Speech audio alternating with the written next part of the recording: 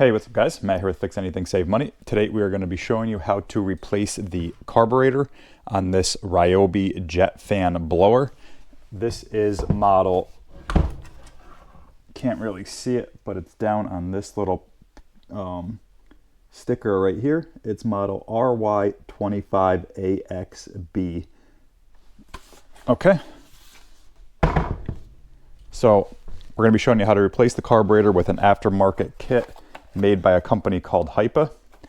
They make carburetor / tune-up kits for a whole host of different machines, 2-cycle. They make carburetor kits for blowers, trimmers, mowers. They make a bunch of different kits for 2-cycle machines. So this is the one for the Ryobi, and this is nice because you get not only the carburetor, but you also get all this stuff for the general tune-up. Fuel filter, fuel lines, priming bulb, gasket. So I'm going to make another video kind of on a tutorial on this along with a yearly tune-up. So if you're interested in that video, be sure to subscribe and check it out. But this video is going to focus just on the carburetor replacement. So reasons you might be thinking about replacing your carb is if your engine is running super rough, it's not starting at all. Those can all be indications that your carburetor is bad and needs to be either cleaned or replaced. And with these kits, they make it super easy just to replace it. So we're going to dive right in, show you how to replace this. Okay, so the first thing we're going to do, press in on this tab and just lift this cover out, and that's going to expose the air filter. Put that off to the side, and then it's also going to expose these two bolts right here, one here and one here. I'll try to get some more light in there so you could see. So there's one here and one here, and then this is just for the choke. You could just leave that on. So we're going to be removing this bolt and this bolt, rotating them counterclockwise with a T25 driver.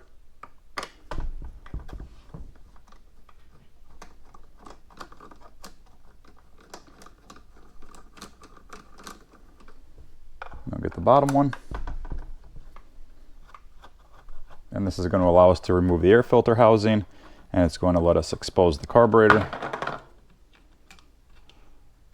Okay.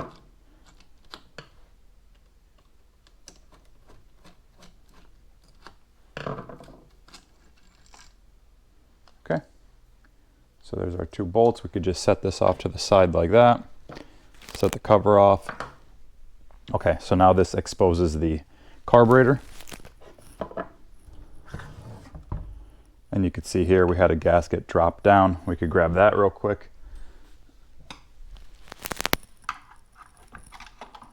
Okay, so here's the gasket that sits behind the carburetor. I'll show you that in a second.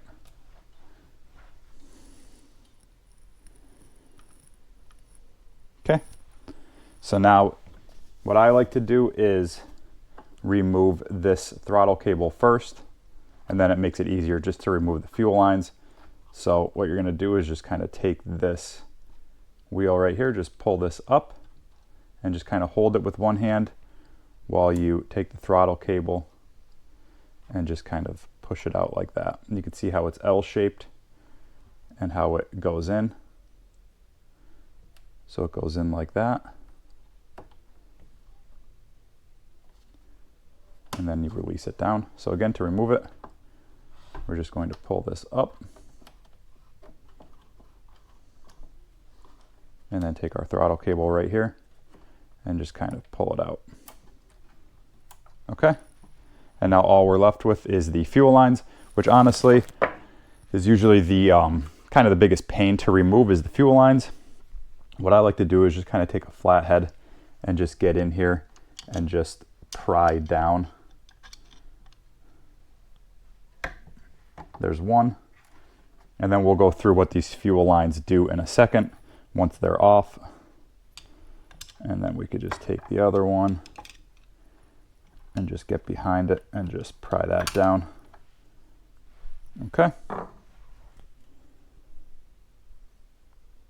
So let's go over what the fuel lines do.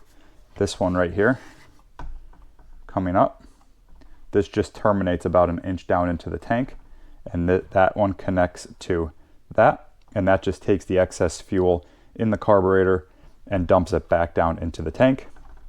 And then this one right here, this is connected to your fuel filter, and this goes up to this angled nozzle right here, this 90, and that actually sucks fuel out of the tank, primes the carburetor, and then like I said, this one right here, this straight nozzle, empties the fuel back down into the tank. Okay, so if you take off this cap, you'll see this line right here is connected to the fuel filter, and then you'll see this line just kind of terminates, you know, whatever, a little bit down into the tank just to dump fuel back down. Okay, so there's our old carburetor, and here's our new one from Hypa. You can see it is identical. So we're just going to put everything back on the opposite of the way we took it off. So we're just going to start. We're just going to press, like I said, this is the overflow. We're just going to press that up. And you want to get these up as high as you can. You know, try to get them flush with the carburetor. We're going to take this one, put it up. Again, try to get it up as high as you possibly can. You don't want any fuel leaks. Okay, so now that we have our fuel lines in place, we could go ahead and put our gasket back on. Just like so. You just want to take that notch, and there's a little notch right here. Fit that over. Okay. And then what you can do is you can take your bolts, put them through first, put them through the carburetor. Okay, so now we have our bolts through like that.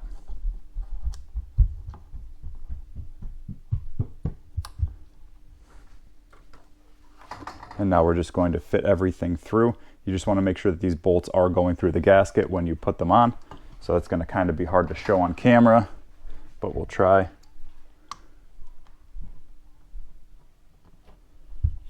Okay, and then what I like to do is just start these bolts. Just get them started. Don't tighten them down all the way.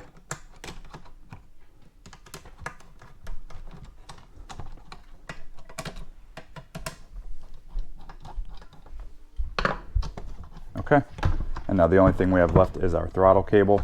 So we could go ahead and lift this plastic piece up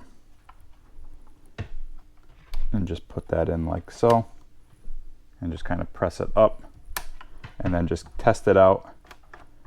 Make sure that's operating freely, and then we could go ahead and tighten everything else down. I like to tighten these bolts down kind of a little bit at a time so nothing binds up. Okay.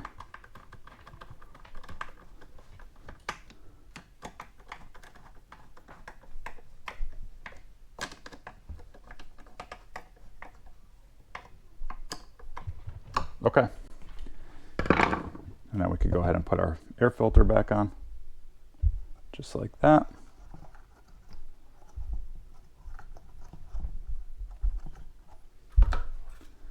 This just clamps down. You can see these little pieces right here just go in like that over these. And you can just press those down into place. They'll click into place, and then it turns into a little door. Okay, clip that into place. And yeah, guys, that's how you replace the carburetor on this Ryobi RY25AXB jet fan blower. If you guys have any questions at all, be sure to reach out in the comments and I'll get back to you as soon as I can.